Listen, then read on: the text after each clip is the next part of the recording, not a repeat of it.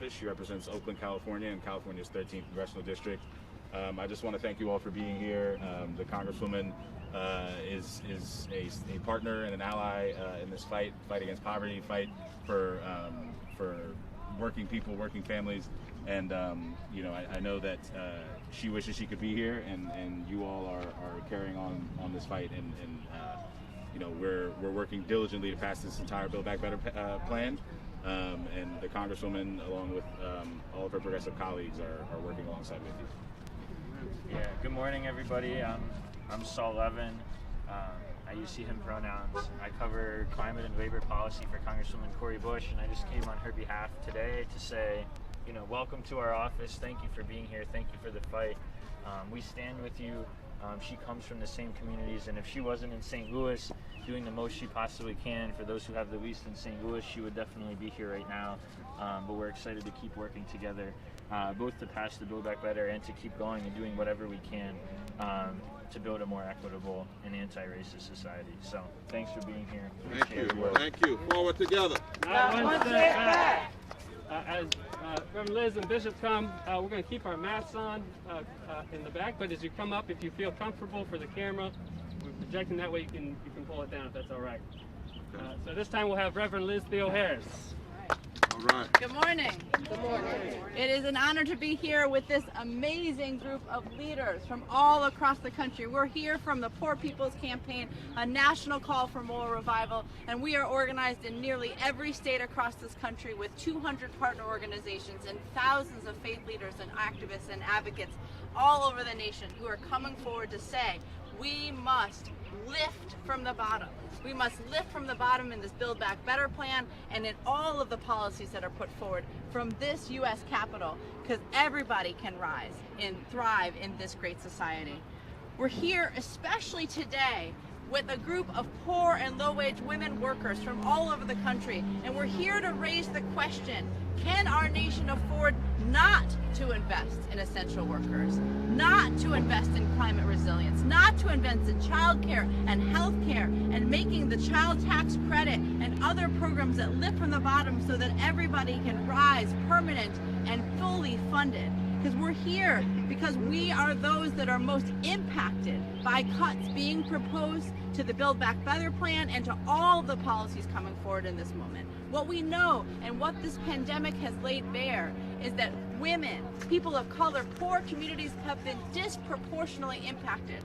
And so what we need to see, what we need to say is that by stripping the provisions that help women, help people of color, help poor communities, help essential workers recover, that those that are standing against this, Manchin, Sinema, all of those folks that have the power in their hands to do something, they're compromising with the lives of essential workers, with the poor. They're sending a message that people's lives and their work doesn't matter when we know that this is a lie.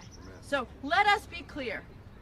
There is no recovery from this global pandemic, from the economic crisis that we're seeing all about us, without ensuring that women and all poor and low-income people have the protections that we all need and deserve. We hope that Congress, the Biden administration, does not cower to the will of a couple of senators by ignoring the will, demands, and needs of the vast majority of people. We, in this campaign, say we are going to move forward together and not one step back, and that's what we're doing here in Washington today. It is my great honor to be here with the Reverend Dr. William J. Barber II, co-chair with myself of the Poor People's Campaign, a national call for moral revival, and an important moral voice in this fight. Thank you so much, Reverend Barber. Thank you. Forward together. Not one step back. Because it is most important today that you hear from the voices of these women who represent women, men, children, families, the disabled from all over this country. I want to simply say that this is our question, and the question that ought to be the center of the debate here in Congress. It shouldn't be whether or not it's 3.7 trillion or 4 trillion or 6 trillion, because truth of the matter is all of those numbers are too small. The economists have told us that need at least 10 trillion. So we should see all of this as a step, not as the end of a journey. Secondly, we shouldn't be talking about just trillions of dollars and just in terms of cost. What we should be talking about is this question: it's not how much does a bold Build Back Better plan cost, but how much does it cost lives and hurt people not to build back better. In other words, it's not what is the cost of lifting from the bottom, but what is the cost of not lifting from the bottom. It's not what is the cost for this nation finally to come to terms with 140 million people living in poverty and millions of people working every day for less than a living wage. Is what is the cost of not doing those things in terms of human lives, in terms of life and death, because we know 700 people die a day from just poverty and low wealth, let alone from COVID. The problem is, in this place, as normally, we have gotten stuck into a numbers argument rather than a people's argument. Yeah. We're talking about the gross domestic product and rather the gross development process of human beings, because we know that a moral agenda is an economically sound agenda. This Build Back Better is a step toward investing, and there's more investing that has to happen. We have a big plan that talks about the third reconstruction, ending poverty from and low wages wealth from the bottom up. What we should be talking about is when Manchin or Sinema says we don't want this, what you're really saying is we don't want women, poor and low wealth women. We don't want workers, and we need to make people say that. When you say you want to cut, who are you talking about cutting? How in the world can you talk about 3.7 trillion being too much when we spent $21 trillion in war since 9/11? $21 trillion. How can you suggest that 3.7 trillion is too much for the nation when billionaires made nearly 2 trillion, and it's just a few of them, since COVID began? How can you say 3.7 trillion is too much when in fact 84% of the first COVID bill went to corporations? The arguments are all off center. And we say to Democrats, come back to the people. Mr. President, stop making just the argument about the dollars and put people around you who you're trying to help. Show the faces of the people. Do what Franklin Delano Roosevelt and others had to do. Make this a moral issue. Congress people, this is a moral issue. This is a constitutional issue. This is about whether or not we are serious about promoting the general welfare from all people. So today, the voices you need to hear, news media and others, and report on, are the voices that are coming now.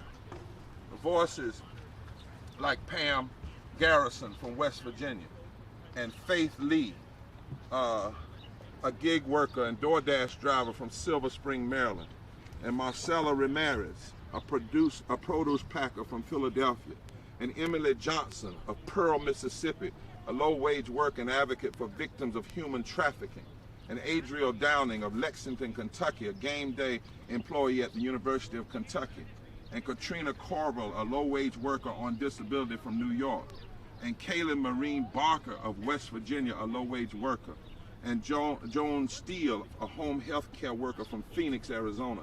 And then we're going to have two persons, one from the Institute for Policy Studies and our own economist, to come, Shally Gupta Barnes, and put some data around this. But before you ever hear the data, we want to show what we should be doing. We're going to show how they ought to be having these press conferences. They ought to be putting the people up first and then coming with the data, so that the data has a face on it and you can hear the voices of the people in the numbers. So, and then after that, we're going to have faith leaders to come.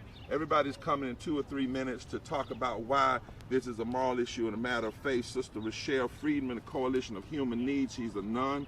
Rabbi Alina Suskin of Maryland Poor People's Campaign, and then Reverend Angela Martin with the Maryland Poor People's Campaign. And then they're going in either to Congress, or we're going to have people come out COVID safe, because we're delivering over 100,000 signatures today of poor and low wealth people and faith leaders from around this country. We have our director of faith, religion, activism, the Reverend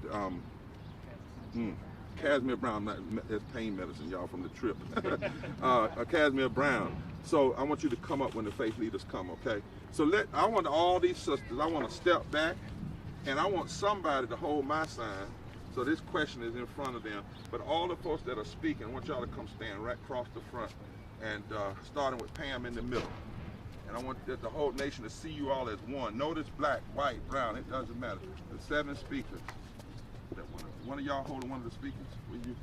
One of the. Go ahead. We got it. You want me to go ahead and speak? Yes. Okay. My name is Pam Garrison. I'm tri-chair of the West Virginia Poor People's Campaign.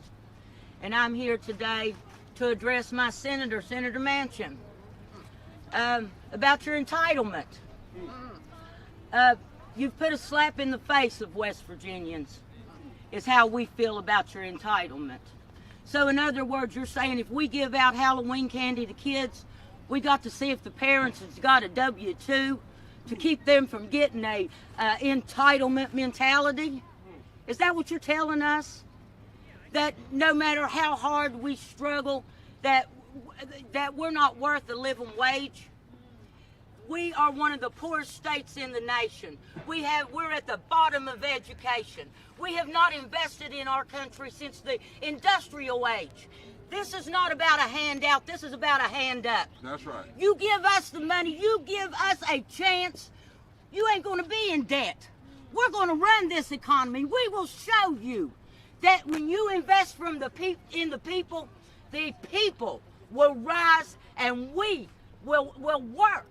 We are not lazy. We're not asking for a handout. Senator Manchin, do your job. Do your job. Take care of the people. Quit taking care of the corporations. That's right. We sent you there, not the corporations. Answer to us. Be for the people. Thank you. Yes, yes. Be for the people. Say it. Be for the people. And as Faith League comes, I want to say one thing from my trip from the Vatican, and is that we discussed, and media, you should know this, because this language about entitlement, I'm glad Pam brought it, is dangerous language. It's racist language. It has deep roots in classism. But in 1948, the UN Declaration, including the United States, declared that health care, basic income, and housing, among a few other things, were rights. Human rights. Human rights.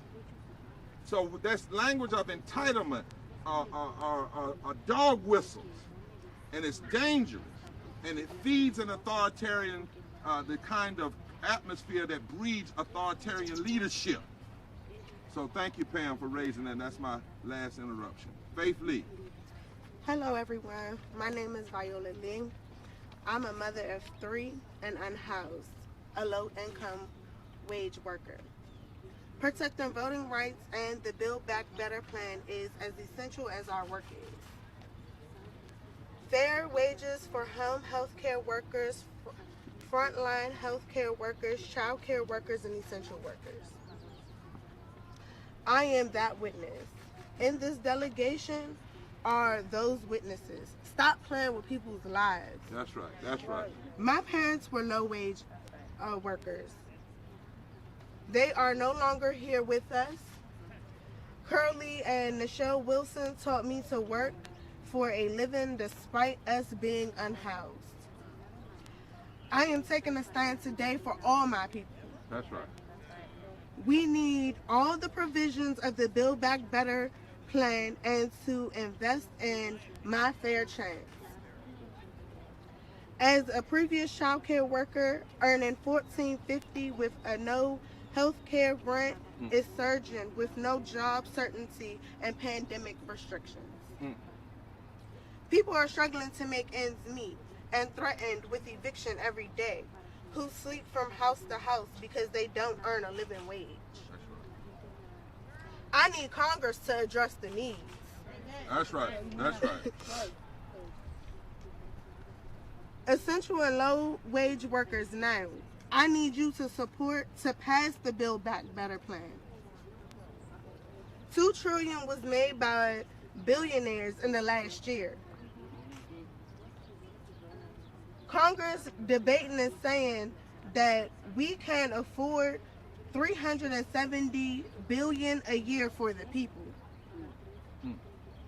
3.7 trillion over 10 years is only 370 billion every year. That's right. That's right. Teach us.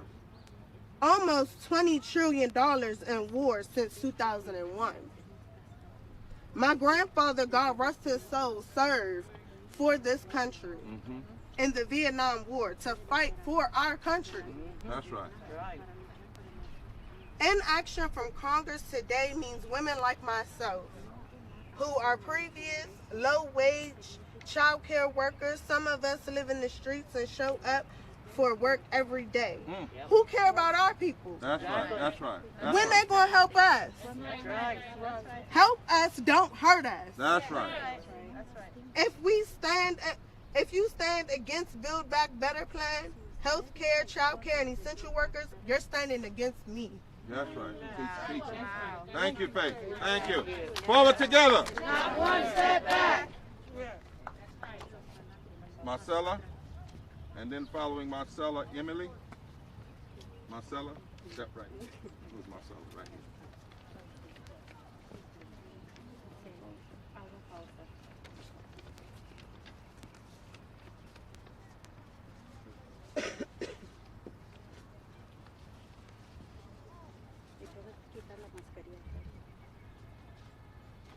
Thank you. Buenos días a todos, que Dios los bendiga a cada uno de ustedes y gracias a Dios por permitirnos estar acá en este lugar. Good morning, everybody. God bless every single one of you, and thank you for allowing us to be here today. Mi nombre es Marcela y es un honor para mí estar aquí junto al reverendo Barber y la reverenda Liz. My name is Marcela, and it's an honor for me to be here with Reverend Barber and Reverend Liz. Muchos otros líderes más en la campaña de la gente pobre para elevar mi voz y exigir que seamos tomados en cuenta. And with so many other leaders in the Poor People's Campaign to raise my voice and demand that we be taken into account. Soy miembro de MILPA, el movimiento de inmigrantes líderes en Pensilvania. Soy uno de los millones de trabajadores esenciales de este país. I am a member of MILPA, the Movement of Immigrant Leaders in Pennsylvania. I am one of the millions of essential workers in this country. Somos los que producimos demasiada riqueza para esta nación, los que no podemos tener descanso porque no podemos faltar al trabajo y los que corremos riesgo de ser despedidos del trabajo si faltamos un día para poder reclamar un trato digno a través de nuestro movimiento. We are the ones who produce so much wealth in this nation. That's it. The ones who cannot rest during the pandemic. We are the ones who do not have the right to get sick because we cannot miss work. Those who run the risk of being fired from work if we miss a day to be able to claim decent treatment through our movements. Yo trabajo más de 8 horas diario en fábrica empaquetando manzana y otros productos para la merienda de los niños en nuestras escuelas. I work more than 8 hours daily in a factory packing apples and other products for children's snacks in our schools. Todos los días salgo de mi casa muy temprano y llego muy noche. Every day I leave my house very early and I arrive late at night. Necesito el dinero para poder sostener a mi hija y poder pagar mi renta. I need the money to support my daughter and to pay my rent. Me imagino un mundo en donde no tenga que matarme trabajando tanto para poder pagar mis cuentas. I imagine a world where I don't have to kill myself working so hard to pay my bills. Un mundo en donde pasé más tiempo con mi hija, menos tiempo en el trabajo. A world where I spend more time with my daughter and less time at work. Un mundo así es posible. Si no me lo creen, pregúntenle a los millonarios que gozan de este privilegio. Such a world is possible. If you don't believe me, ask the millionaires who enjoy this privilege. Que debería ser un derecho básico y elemental para todos los trabajadores. Which should be a basic and elemental right for all workers. No es suficiente con tener empleos, necesitamos que estos empleos sean bien pagados. It is not enough to have jobs. We need those jobs to be well paid. Ya basta de que nos sigan diciendo que el gobierno no tiene dinero para los pobres, que nunca hay dinero para nuestras familias, pero siempre hay dinero para las guerras. It is not enough to have, enough of them will continue to tell us that the government does not have money for the poor, that there is not enough money for our families, but there is always money for wars. Es por eso que estoy aquí, para apoyar un presupuesto que pone a las personas primero. That is why I'm here, to support a budget that puts people first. También estoy aquí para hacer un llamado al Congreso y exigir que se avance con el plan de reforma migratoria. I'm also here to call on Congress and demand that the immigration reform plan be moved forward. No somos 11 millones de migrantes, somos 11 millones de seres humanos que estamos sufriendo en las sombras al mismo tiempo que estamos produciendo billones de dólares que jamás son devueltos a nosotros. We are not 11 million immigrants. We are 11 million human beings who suffer in the shadows at the same time that we are producing billions of dollars that are never returned to us. Sabemos que la vicepresidente Kamala Harris tiene el poder de incluir la propuesta de ciudadanía en el paquete de reconciliación y esto debe suceder. We know that the Vice President Kamala Harris has the power to include the citizenship proposal in the reconciliation package, and it needs to happen. Yes, yes. Exigimos una reforma migratoria que incluye a los 11 millones de americanos indocumentados que ya vivimos en este país. We demand immigration reform that includes the 11 million undocumented Americans who already live in this country. Exigimos liderazgo del Congreso, exigimos protección permanente y no tan solo permiso de trabajo. We demand leadership from Congress, and we demand permanent protection, not just work permits. Exigimos ser tratados con dignidad y respeto. Ya basta de promesas, necesitamos hechos, no palabras. Muchas gracias. We demand to be treated with dignity and respect. Enough with promises. We need deeds, not words. Thank you. Thank you. Thank you. As Emily comes, we want to also say to the members of the media, we're here today. We're going to be here through this, but regardless of what happens with this Build Back Better plan, June 18, 2022, we're coming by the thousands, and these are the voices and the faces and the stories and the demanders that will be facing the nation. Good morning. Hello, my name is Emily Johnson. I'm a native of Mississippi. I'm here today as a low-wage worker, a survivor of the sex trafficking industry, formerly incarcerated and living in long-term recovery from drug addiction. To say Congress, poverty, racism, low wages, lack of health care, voting rights, and exploitation does not have a color or a party. That's right. I'm a single mother of 4, working 2 jobs and barely making ends meet. I have been forced with many challenges in my life due to a broken system in the state of Mississippi that has a long history of punishing the poor while rewarding the corrupt, elite, wealthy class. I'm so grateful for the love and support of my family and friends that stepped to make sure that I got the necessary assistance needed in order to survive from all of my life's trauma and to help me with the healing. The broken system in Mississippi has exploited me as an individual with low wages, my voting rights, being disenfranchised voter, and as a sex trafficking survivor.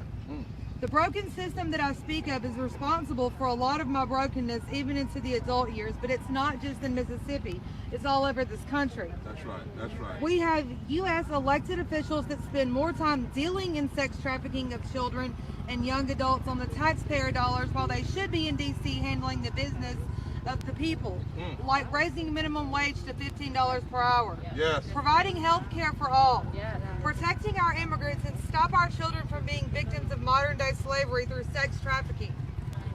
Mississippi prides itself on exploitation of its people. I'm here to tell Congress we can no longer rely on states such as Mississippi that just abolished slavery in 2013 to do the right thing. Mississippi has shown this country far too many times that doing the right thing is not an option. We need laws changed on a federal level. I'm a low-wage and essential worker, and I need Congress to address the needs of essential and low-wage workers now and to invest in my fair chance. I deserve a fair chance. Yeah, fair chance. Yes, Emily. Forward together. Fair chance. Yeah. Yeah. Adriel.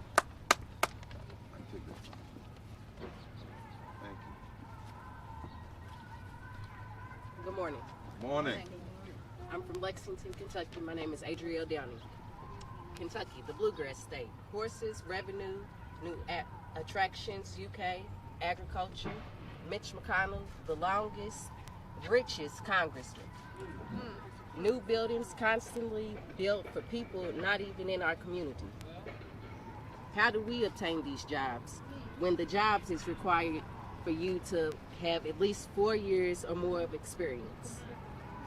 Mothers unable to provide for our kids when the jobs require you to work at least 12 hours or more and the wage of the job is only 8 hours.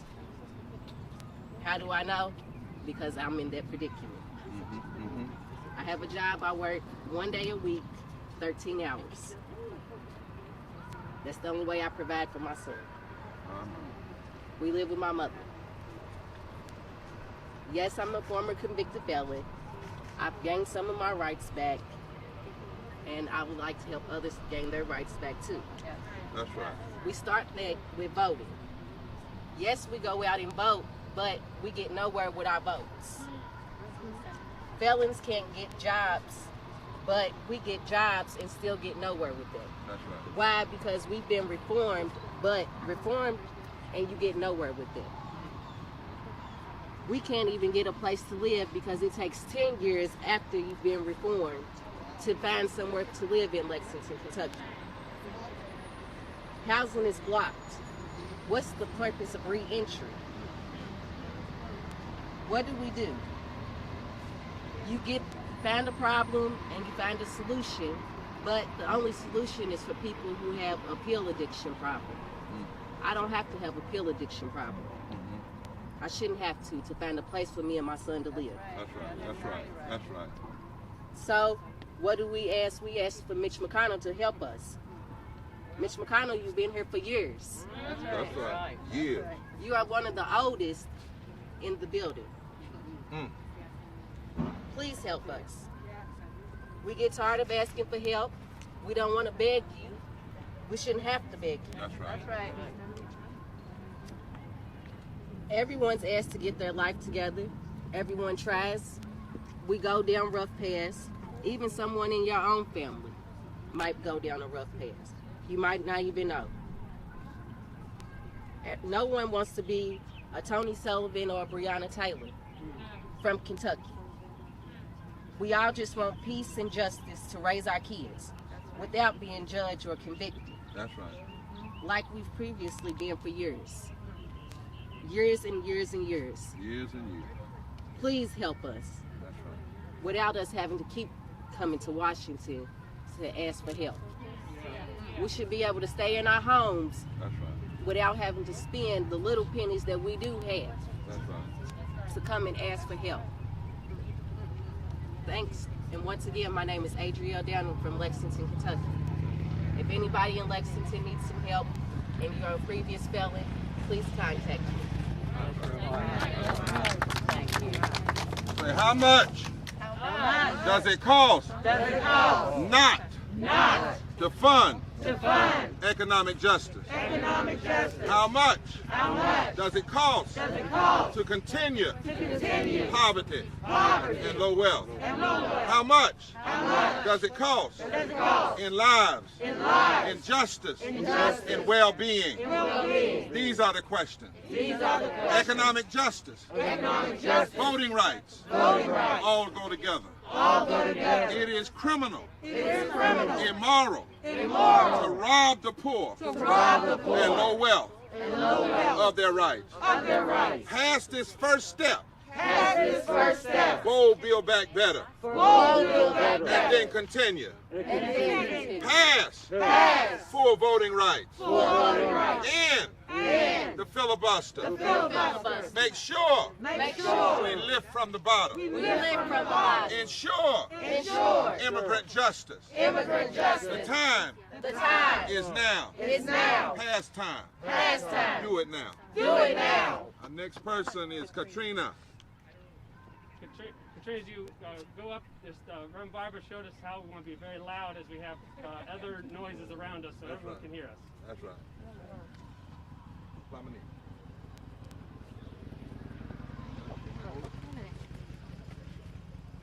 Hi, my name is Katrina Corbell and I live in the Bronx, New York. I am one of the many freelance gig economy workers impacted by our current post-COVID economy. Congress needs to stop playing games with our lives and needs to address the needs of essential low-wage workers. We want to make sure there is a witness that says protecting voting rights and the Build Back Better plan is as essential as our work is. We in this delegation are those witnesses. We need to stop asking how much does that cost. That's right. One thing I wanted to talk about today also is that paid family and medical leave is one part of the Build Back Better plan that affects my life and my story. Hey, that's right. I've had 2 brain surgeries so far, and my mom ended up losing her job simply by staying home to take care of me after my, I guess what you would call the biggest brain surgery. It was a few years ago, like probably 15 years ago, but it was something that is going to be covered under the Build Back Better plan. That's right. If it actually passes as it is and is not compromised and taken away, parts of it are taken away. So for all of the parents, especially the mothers out there that would choose the livelihood of their children over, you know, risking work because they needed to stay home for 4 weeks to make sure their child is okay, that's what we need to be thinking of and asking Congress to actually do their job and pass the Build Back Better plan. Stop playing games with people's lives. This legislation is about me. This legislation is about us. That's right. It is about real people, low wage and essential workers. It is shameful that Congress is debating that we cannot afford $370 billion a year, like for 10 years, or for $370 billion for a year, when we're spending so much more on war, when so many of us are not approving of the wars that Congress keeps spending money on. That's right. So please listen to your constituents and actually pass the Build Back Better plan as it is. Thank you. That's right. No war. No war. Lift the people. Lift the people. No war. No war. Lift the people. Lift the people. Kaylin Marie Barker. Our powerful sister from West Virginia. My name is Kaylin Barker. I'm a wife, a mother, and a 9th generation West Virginian. My ancestors came to Appalachia to escape abject poverty, and instead what we got was generational poverty. I've spent most of my adult life doing hair and going to college, hoping and praying to provide a better life for my wife and son. But what I failed to realize is that West Virginia is the land of no opportunity. I have a master's degree and scrounge couch pennies to put gas in my car. Jesus. I have to rob Peter to pay Paul every time a bill comes in the mail. I drive on roads that are falling over the mountains, bridges with exposed rebar and crumbling concrete where you can literally see the river below you. People in my state don't even have a clean glass of water to drink because our water is contaminated with radioactive material. Kids play in acid mine drainage that just pours out into our creeks and rivers, and no one bats an eye. This is all well known, and it's been going on for decades. But the time has run out for the people in my state. We are literally starving. It's time for Congress to act. It's hard to see the realities of our lives when you live so comfortably in your ivory towers. But it is time to come down and listen to the people. We're no longer asking for help. We're demanding that you act now. The Build Back Better plan can finally stop the generational poverty that's been forced on Appalachia and people all across this country. Stop negotiating the cost and playing kingmaker. That's right. That's right. That's Understand the incredible benefit for everyday Americans, those of us that you swore to protect and to serve, but you seem to have forgotten. Senator Manchin, West Virginians have given our blood, sweat, tears, and lives for this country, and it is time for you to do your job and give us something back. Amen. You swore it. You swore it. Now do it. Now do it. You swore it. You swore it. Now do it. Now do it. You swore it. You swore it. Now do it. Now do it.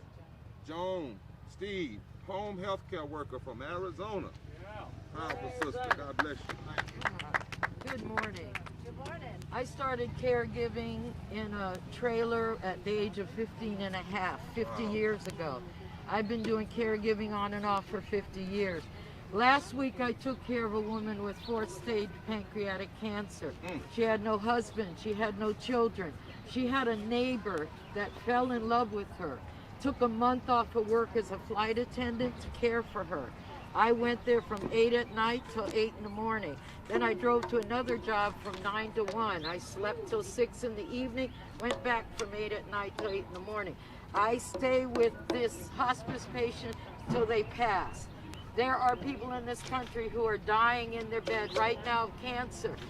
Congressmen are going on vacation and leaving them in their bed to die. I have veterans that can only afford me 2 hours a day. I stay 5 hours, but I get paid 2 because they deserve the care they need. I have worked in an $8 million house down the street from Muhammad Ali's estate, and I've taken a woman to dialysis on the reservation, 1 mile from an $8 million house. She has no running water. She has no electricity. How do you fight COVID? How do you fight cancer when you live without water? I have watched our society let essential workers, who are mostly women and minorities, grovel and beg for minimum wage while they can go to a Jack in the Box or another restaurant and just do their job and go home. How do you go home after you cared for someone who's passing away? I hear all these women's stories and they all sound the same. We work much harder than what we get paid for. And to demand that Congress do their job, I am demanded to do my job every day I show up. But I can sit back and watch people getting paid millions. I'm watching football players make millions. Can't we see the care for our mothers and sisters and brothers as essential as football, as anything that we buy? We have to change the system that is paying us. Why do we depend on Congress to get a wage raise? Because we're not in control of our own money. Wow. So home health care is the future, not just because of COVID, not just because of cancer. We will all someday get old and need care. And I will be there for you, and I will work for less than I'm worth because I care about other people. And I demand Congress back a bill that took so much work and time. Just do your job. Yeah. Build back America. We were once a great country. We will be again. Thank you. Thank you. Thank you. Do it now. Do it now. And sister, I want to make clear. Come in a sec. I want folks to hear this. In the Build Back Better plan, there is a 15th minimum wage increase, living wage for healthcare workers specifically. Media, make sure you get specifically. And what that means is that when Manchin and the other folk are saying no, they are saying no to the very people that cared for people all during COVID and before. They are saying what they do does not deserve a living wage. That's why we got to get away from just talking 3 trillion, 5 trillion, and start talking what does the bill actually do, and who are you actually hurting. And Liz is going to bring up a couple of people to put on some facts on that from a policy perspective. Thank you, love. Indeed. So we want to hear. We've been hearing these powerful stories, and we want to now pull up 2 folks that can add some facts, some figures. So we're going to first hear from Shally Gupta Barnes, the policy director of the Poor People's Campaign and an economist. And following her, we're going to hear from a senior policy person from the Institute for Policy Studies, Phyllis Bennis. So we want to first welcome Shally and then Phyllis to round this picture out. We're hearing powerful stories. We have a deep analysis, and we're going to keep on building on it. So Shally, welcome. Thank you.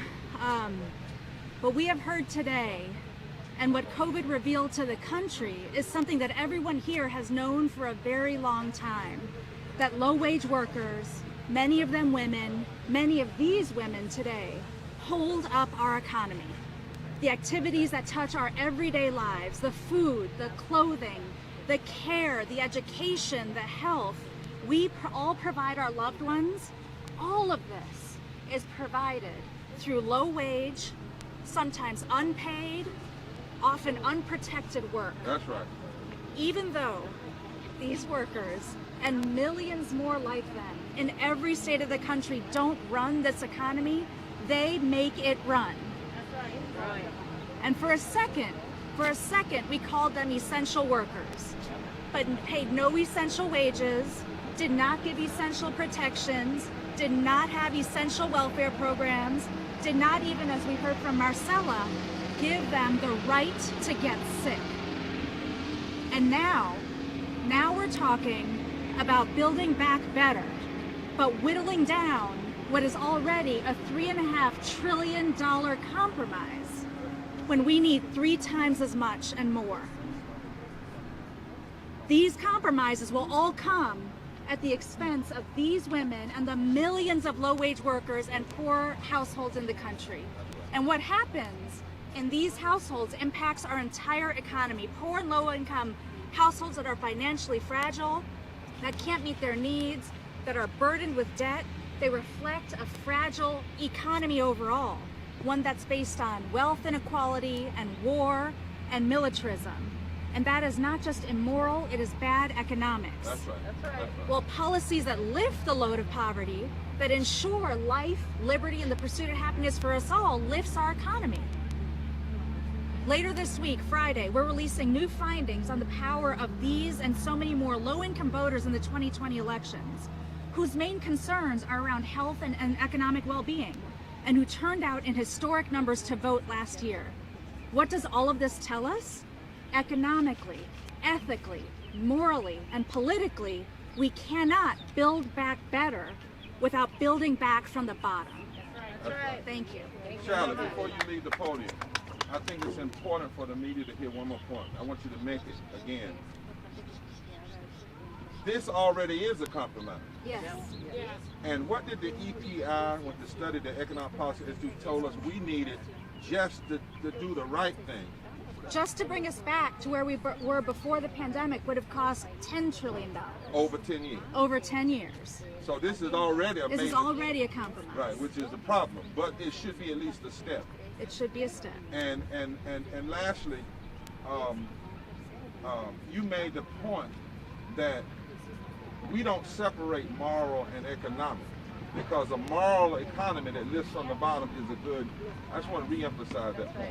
Yes, when we live policies that provide income and wages and health care and the welfare for everybody, for poor and low-income families and poor and low-income households, they lift our entire economy.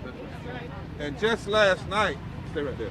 Just last night, the Nobel Peace Prize was given to 3 economists who overturned years of lies that we knew were wrong, that said if you raise wages, it's going to hurt hiring.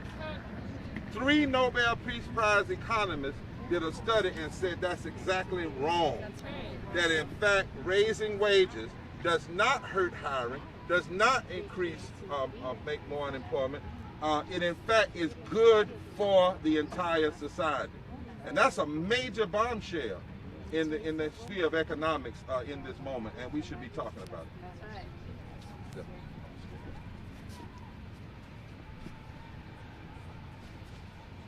My name is Phyllis Bennis. I'm from the Institute for Policy Studies. We know that the moral budget produced by the Poor People's Campaign and the Institute for Policy Studies reflects the fact that in this, the richest country in the world, the richest country in history, it is a crime that there are still 140 million poor and low wealth people. People who wake up every day knowing that they are already impoverished or just a few $100s away from absolute economic financial ruin. It is an outrage. It is an outrage, and the pandemic has shown us what we've known before, that this country has all the resources we need for human needs. The problem that the Poor People's Campaign and the Institute for Policy Studies are showing and putting before you today is that too much of that money is going to the wrong places. The money is going to the military and to the ultra-rich, and both of them are the problem.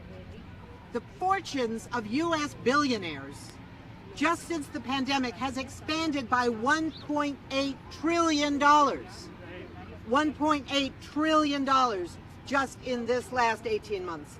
The U.S. could cover the costs of housing and water and public transportation and climate and childcare, all the needs of the poor and low wealth people that we've been hearing about today, simply by taxing the rich and the big corporations and cutting the military budget.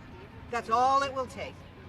It's an outrage that people in Congress, and unfortunately some other people not even in Congress, are so resistant to the idea of spending $350 billion a year on things like care of children, housing, water, education.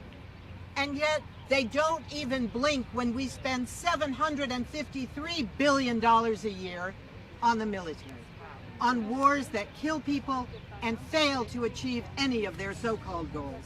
It's an outrage.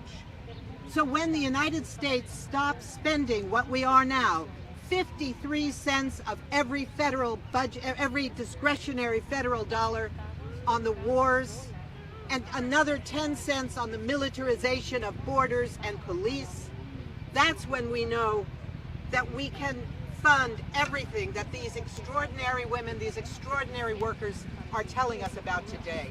That's what has to change. Thank you. Thank you. Thank you. Thank you. So we have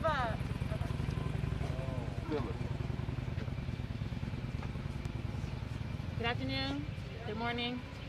I'm here now to introduce 3 moral and faith leaders to talk about why we should not be putting price tags on people. It's time to start helping people and stop hurting them. This is the cost. We are the cost, and you do not pass the full Build Back Better plan.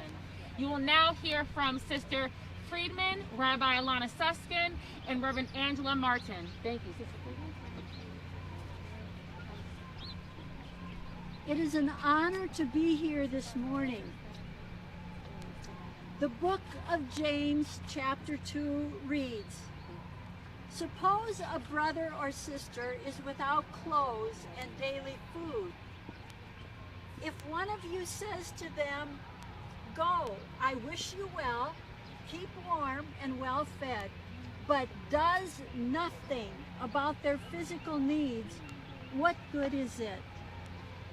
In the same way, faith by itself, if it is not accompanied by action, is dead."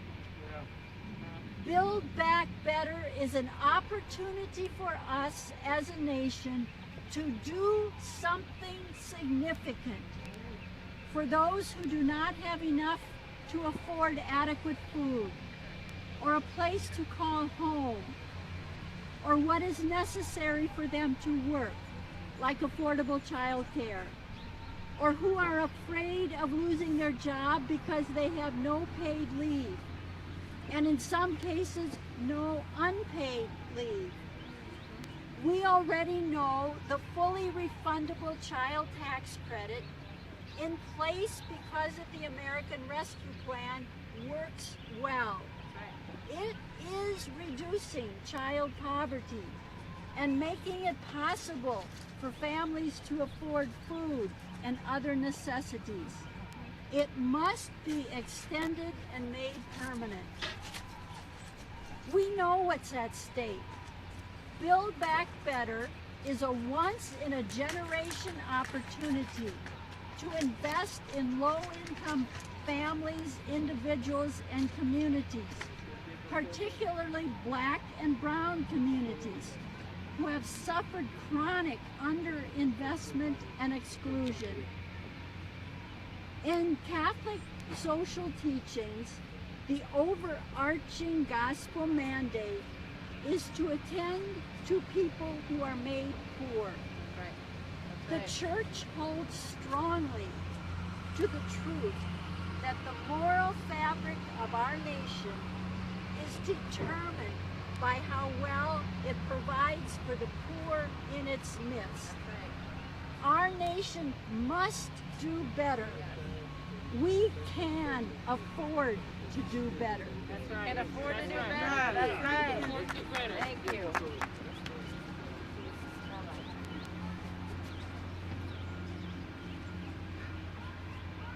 Good morning.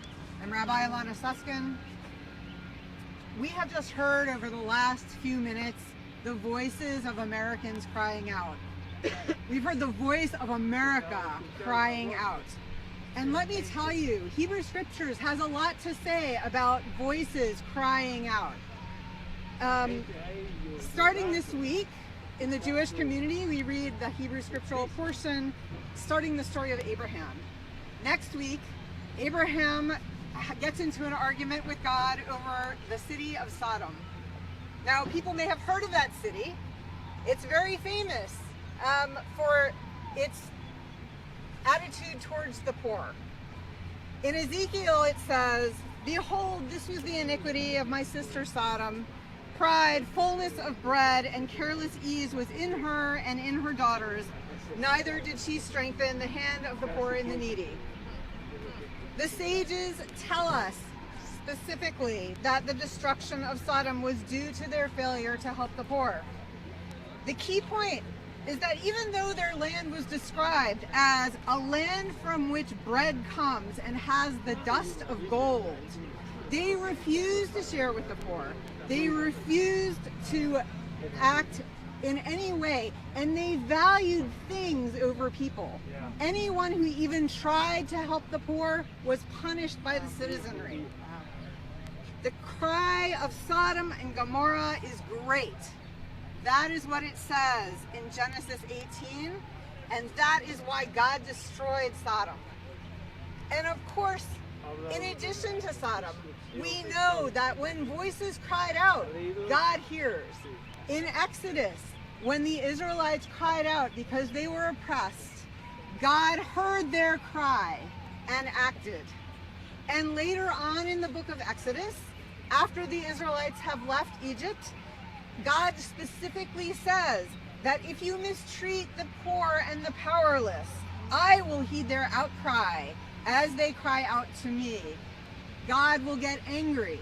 Now you might say, okay, but that's just an individual piece. But no, Jewish law asserts that community is responsible for maintaining and distributing resources for the poor.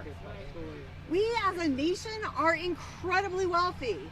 It is a land from which bread comes and has the dust of gold, just like Sodom. It is a scandal that 140 million poor in this country go unheard as they cry out to be heard. We are here with the voices of Americans crying out, and it is our responsibility to act. And I want to say, going back to Abraham, right, to Sodom, why was it that Abraham was the one chosen to go out, lech lecha, go out from your birthland? There's a story in our commentaries that says Abraham was walking one day, it's a parable, and he said he saw a birah doleket, a burning city. And he said to himself, could it be that this place has no master? And God looked out from the window and said, I am the master. And the commentaries say that because Abraham understood that this was troubling, this burning city troubled him to act, that is why God told him, go out, because you must act. I am the master and I am in you to act. And that is what our job is as individuals, and it is our job as communities, and it is our job as a country. I am here today with the Poor People's Campaign to say that as we are talking about the budget resolution, we are not hearing the voices of the poor and the powerless. They're right here. That's right. They can speak, and it is our law to hear them. Every person in this country has a voice and a vote, supposedly. But we need to make sure those voices are heard and those votes are counted, and stop asking about the budget. How much does this cost? It costs every soul in this country, every precious soul. In Sodom, they believed that things were worth more than people and profit was more important than community. We do not believe that. People are the most important thing. How much is the status quo costing us? It is costing us 140 million souls. Every one of them priceless. We are calling on Congress to pass the full budget resolution, every provision of the Build Back Better plan, every single one of them. Thank you. Forward together, not one step back. Forward together, not one step back.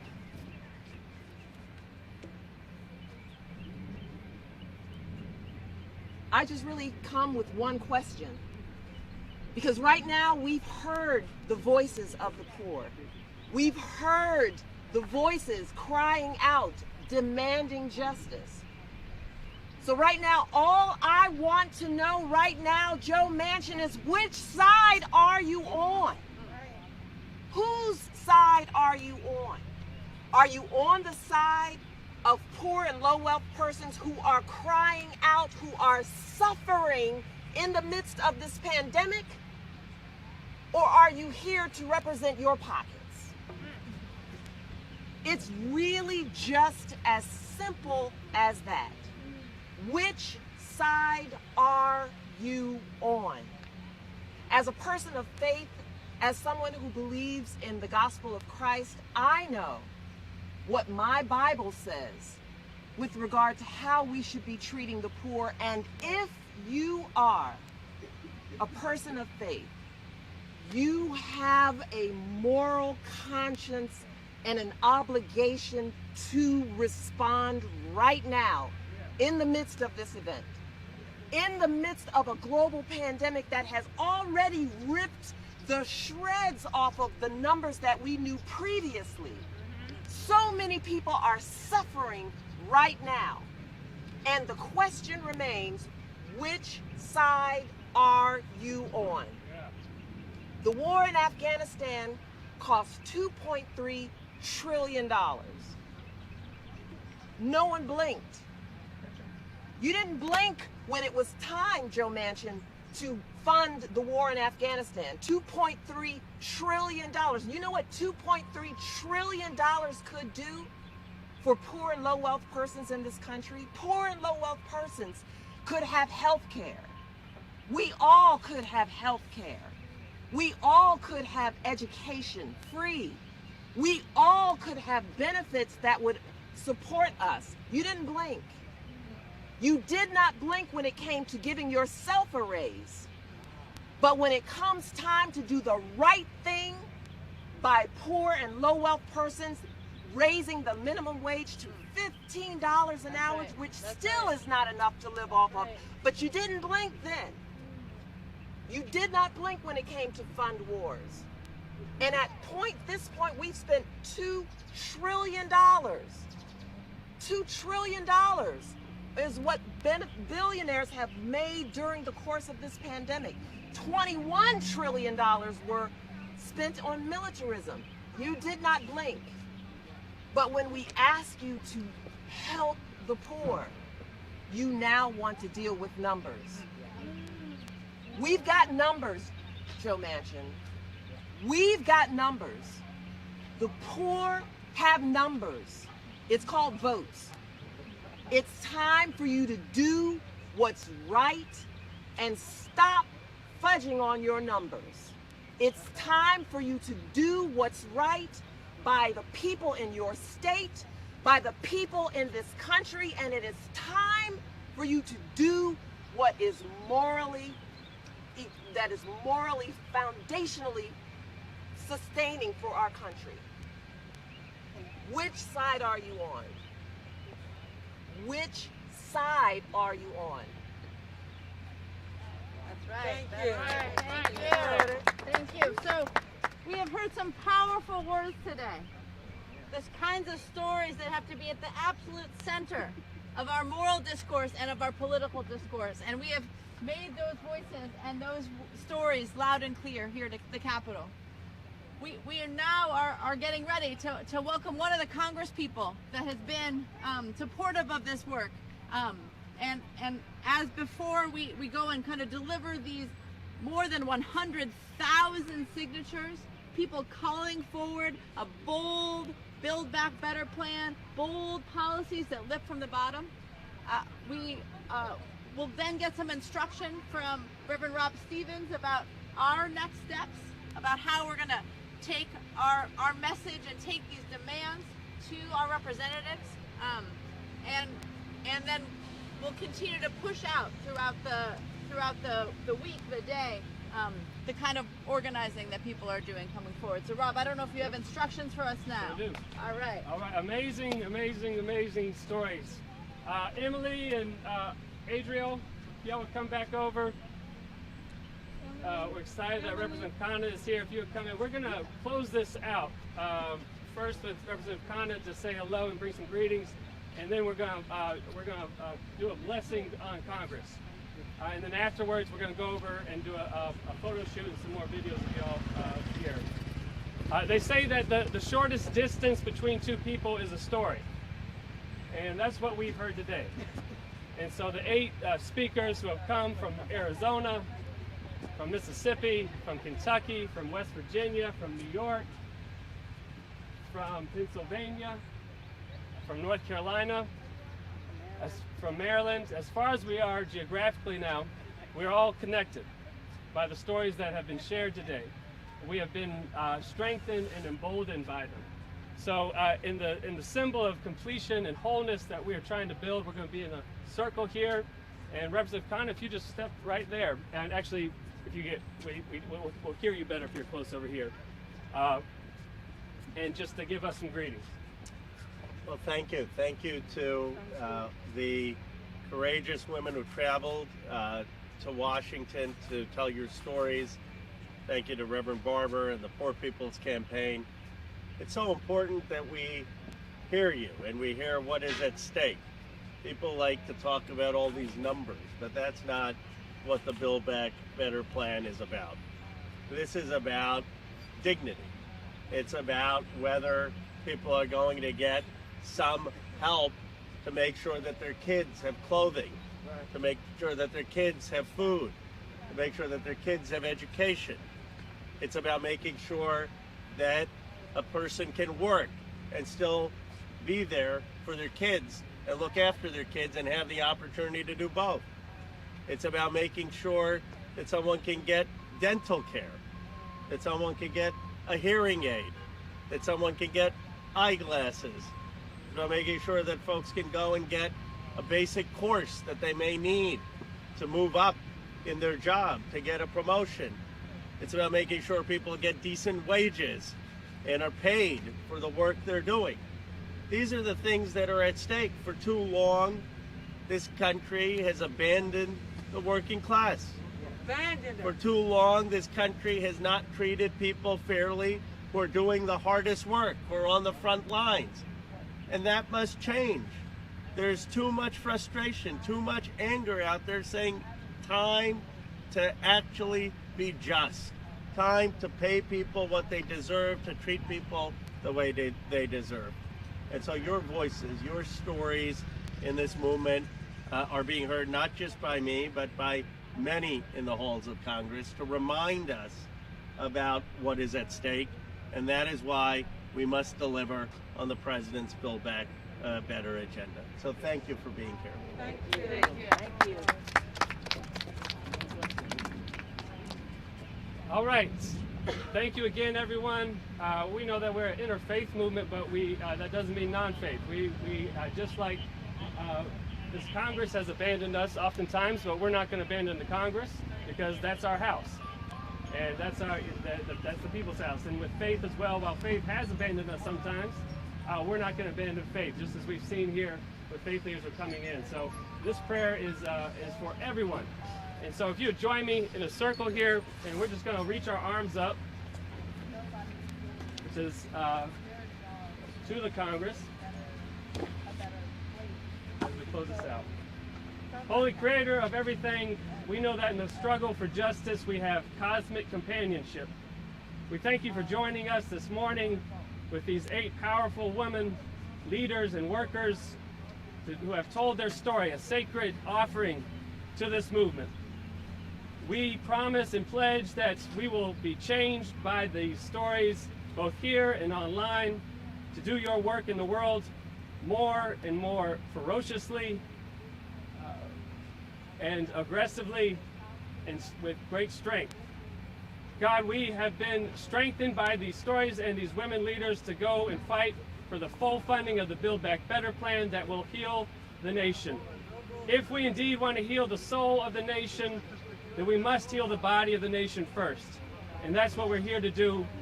The infrastructure of our economy, the infrastructure of our lives, and the infrastructure of our democracy. God, we say it now, and we believe it will be so, and that by the end of the month we will have victory. And even though we may not have victory in this Congress, we know that we will have victory because we've already won the battle of your justice by stepping out on faith and doing your work. We pray all these things in your mighty, loving, and tender names. Amen. Amen. Forward together. Not one step back. Forward together. Not one step back. All right, appreciate everybody. So we're going to do a photo shoot of the 8 speakers up on the steps and get some video too on your phone. So find your favorite sign, all 8 of y'all, and we're going to come over here to the steps. And okay, we'll bring you over signs. Oh, really?